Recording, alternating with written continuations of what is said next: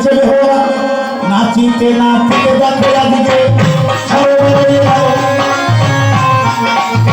হজর হইতে চন্দ্র ধরে আমার নয়নে দেখতে দেব গোলা মিলে দেখো আজকে সর্বময় গাই হবে বেহুলা গাই কেমন করে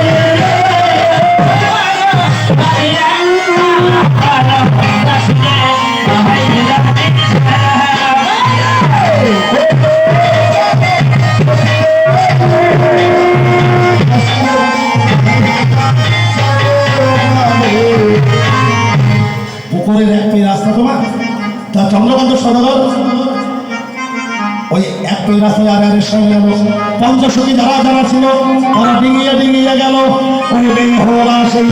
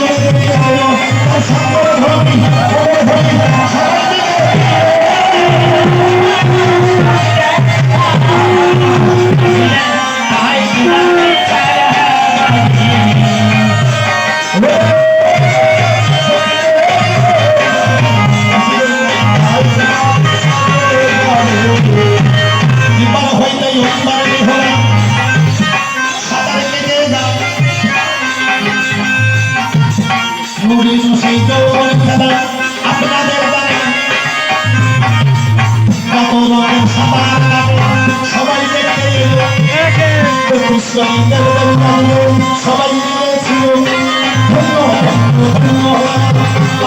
মিলেছিল তারা শঙ্কর ভক্তি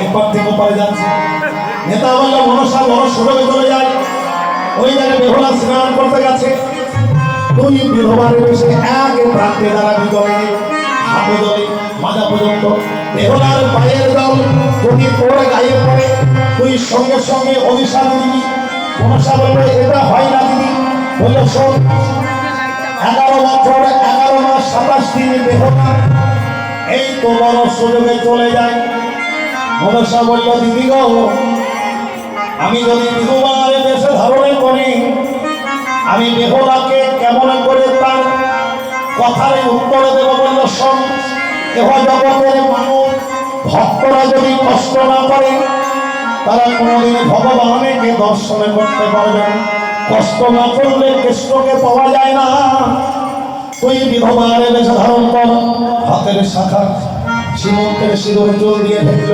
হাতের শাখা খুলে দিদির কাছে রাখলো তরুণের বেনারসিটা খুলে দিদির কাছে রেখে দিয়ে বললে আমি চললাম সেই সময় হাঁটু জলে গিয়ে দাঁড়িয়ে আছে বেহুলা এপারে থেকে ওপারে যাচ্ছে পায়ের জল মানে গুরুমুরের জল ওই মনসারে গায়ে পড়ল যেই মনসারে গায়ে পড়ল সঙ্গে সঙ্গে মা মনসা মনে পেল তা করলে অভিশাপ ওরে বাংলাবাড়ি তোর লোকের এত অহংকার তোকে অভিশাপ দিলাম বেহুলা বলল একই মা তুমি একটা বিধবা মা আর বিধবা হয়ে তুমি আমাকে বিধবা সাজাতে চাও মা ও মা যাদের এই জগতের স্বামী নেই তাদের কত কষ্ট তা তুমি আমাকে বিধবা সাজাতে চাইছো মা এত বড়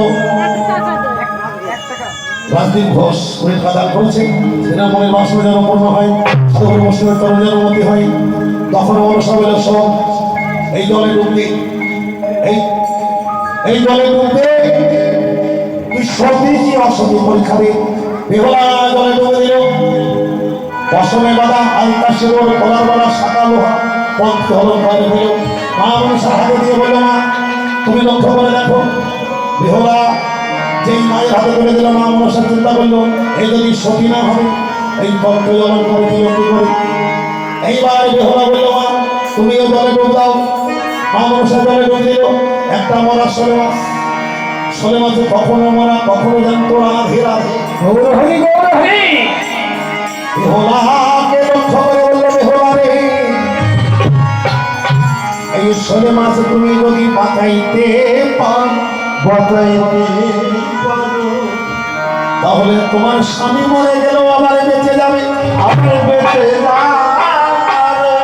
সোজা মাছে প্রথমে মরা থাকে, কোন যুবতী নারীর পর্যবাদ করলো। এইবার মামন সব শুনবে হলাম, তোমার স্বামী মরে গেলেও আবার তুমি বাঁচাইতে পারবে, আমি কথা দিলাম। তবে আমায় কথা দিলাম, তোমার বিয়ে হয় লক্ষ্মীধরের সঙ্গে, স্বামী মরবে ছোট ঘরে, আমি আবার তাকে বাঁচাবো। কিন্তু তোমার শ্বশুর মশাই চন্দ্রকান্ত সদাগর, তাকে বুঝিয়ে শুনিয়ে তুমি যদি আমায় পূজা না করো, তাহলে তোমার ওই মরা স্বামীকে আবার আমি মরিয়ে রাখবো। এহলা কথা দিল, ঠিক আছে মা, এটাই হবে। একমাত্র তুমি জানলে আর আমি জানলাম। চন্দ্রকান্ত সদাগর দেখলো এই মেয়েটাই তো আমার দরকার, কেননা আমার তো সাপে কাটা ঘর, দেখ তাহলে এই মেয়েটার সঙ্গে আমার ছেলে বিয়ে দিলে ছেলে মরে গেলেও আবার বেঁচে যাবে। তাড়াতাড়ি করে লক্ষ্মীধরকে নিয়ে উজানি নগরে গিয়ে লঙ্কায় ঘাদিল। মুক্তিশ্বর রাজা বাহির হলো, কে কোথায় বাড়ি? এখানে কি? আমার আপনার ঘরে মেয়ে আছে, আমার ঘরে ছেলে আছে, আমি একটা সম্বন্ধ করতে এসেছি। আপনার নাম কি? আমি বললাম চন্দ্রকান্ত সদাগর। ও বুঝতে পেরেছি, সেই চম্পাই বাড়ি কোটি আপনি সারা জীবন সাপের সঙ্গে মারামারি করে গেলেন, আপনার ঘরে ছোট ছোট পুত্রবধূ আছে, আপনার লজ্জা করে না? চন্দ্রকান্ত সদাগর বললেন, ওরে মাথা মোটা রাজা, আমি সাপের সঙ্গে মারামারি করি, এটা সত্য কথা। তোর ওই মাঠে ধ্যান খাওয়া এই সাপের সঙ্গে আমি মারামারি করি না। এই দেহের মধ্যে সর্প আছে, তার লেজে পা দিয়ে তার বিষ দাঁত ভেঙে সেই বিষকে পান করি আমি। রাধে রাধে রাধে। সাপের লেজে পা দিয়ে তার বিষ দাঁত ভেঙে তার বিষকে পান করবে কেউ? আর আমাদের মতো বলতে যে হবে সে সাপের সবলে খেতে খেতে এই যে মরে যাবে। বলে ঠিক আছে ঠিক আছে, আমার মেয়ে এখন তোমার সঙ্গে বিয়ে দেওয়া যাবে না, তোমার ছেলের সঙ্গে। আমার সময় বেহলার মা এসে বললো দিতে পারি, যদি আমার বেহলার এই ওজনের সোনা দিতে পারো। মাথা মতো খালিভাবে ডুবে গেছে, আমি কোথায় লক্ষ্মীধরকে বদ্ধদেশে নিয়ে বলে চলো মানি, ও দরকার নাই, বিয়ে হবে না। এইবার করে যাচ্ছে, মা মনসা দেখলো তাই তো, নেতাজি দেখলো তাই তো, এই বিয়ে করে আর হবে না। তাড়াতাড়ি করে মনসাকে বললো বেহলাকে সরোবরে আছে, তাড়াতাড়ি বাড়ি যেতে বল, হব স্বামী। আর শ্বশুর মশাই চলে যাচ্ছে, এমন সময় মনসাকে বললো যাও মা বেহলা, তুমি তাড়াতাড়ি বাড়ি যাও। বেলায় অবসরে বললো তোমার মনের মানুষ চলে যাচ্ছে। বললো তাহলে কি বলবো? বলবা যে তোমার শ্বশুর মশাইকে বলবা যে আপনার সমস্ত কিছু ডুবে গেলে, গলার হারটা তো এখনো ডুবি, গলায় যে মুক্তার হার আছে এক পাল্লাই করে দেবে, তুমি উঠবে এক পাল্লাই। আমি কথা দিলাম ধর্মের কাটা ছায়া রূপে আমি ধরো। এই কথাকেই বলেছে বেহুলার সখীদের মধ্যে সখীরে চল চল বাড়ি দিকে যাই, হয়ে গেল নাগরী নাগরী নাগরী তোমরা চলে দিয়া